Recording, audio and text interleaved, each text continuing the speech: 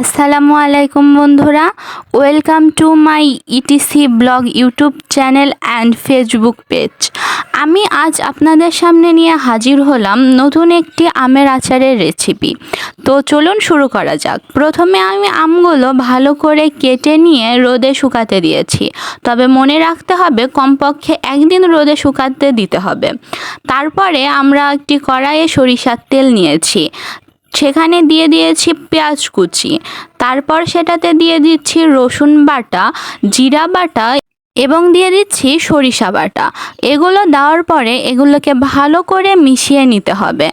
তারপরে মিশিয়ে নেওয়ার পরে দিয়ে দিতে হবে ধনিয়া গুঁড়া, মরিচের গুঁড়া এবং হলুদের গুঁড়া। তারপরে দিয়ে দেবো স্বাদমতো লবণ। তারপরে একটু পানি দিয়ে ভালো করে মিশিয়ে নিতে হবে। তারপরে দিয়ে দিতে হবে আমগুলো ভালো করে মশলাগুলোর সাথে মিশিয়ে নিতে হবে।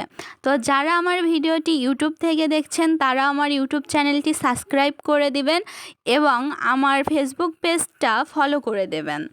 এবং তারপরে দিয়ে দিচ্ছি স্বাদমতো চিনি। সেগুলো দেওয়ার পরে ভালো করে নেড়ে নিতে হবে।